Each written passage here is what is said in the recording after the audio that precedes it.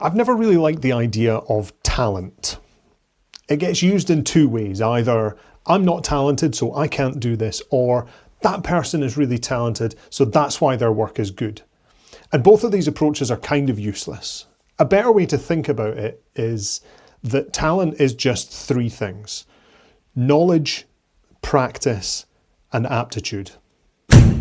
This video was heavily inspired by writing from figure mentors and a painter called Natalie. I'll link both of them below and talk about them a little later. Okay, so talent, as I said, three things: knowledge, practice, and aptitude.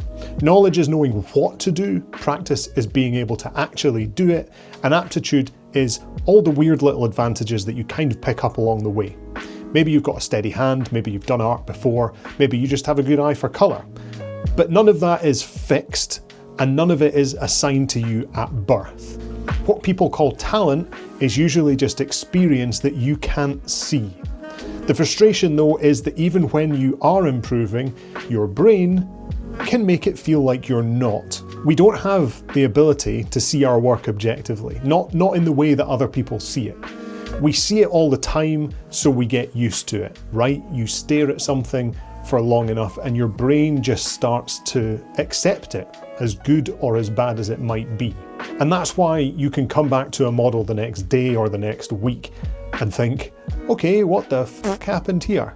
It's also why we overwork things. We start fixing tiny problems that didn't matter in the first place, and you spend so long reworking one area that eventually you genuinely can't tell whether it's improving or just changing. And as a result, that model you have that's like 99% done is actually the most dangerous one.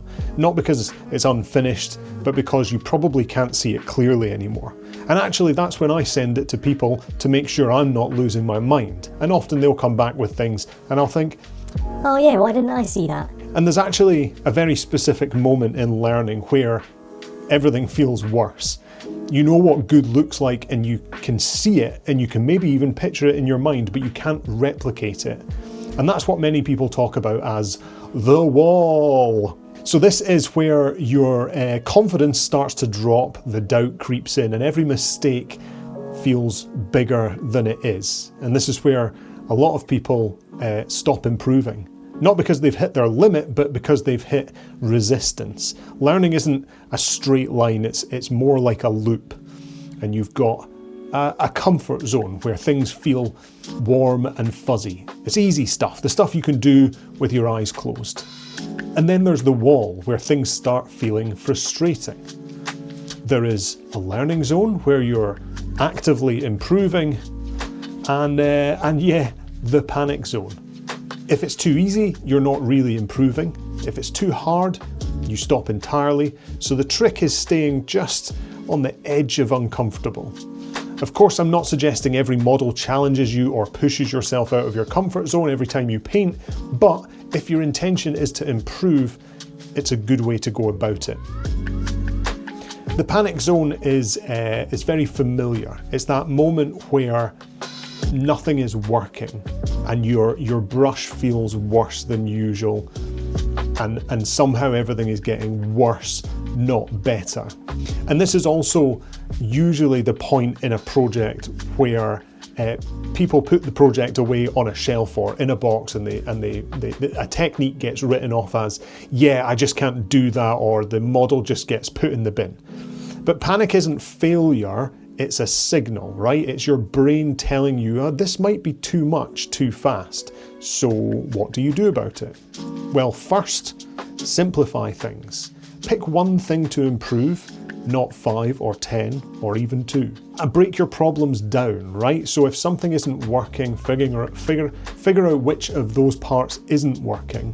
And also use references constantly. Don't rely on memory. You think you know what a rock or a piece of fabric or a slab of armor looks like, but I kid you not, if you have those references in front of you, you'll notice things that take your painting up a notch. Also, take breaks. Physically step back, look at your model from a distance, hold it under different lighting, walk into another room with it.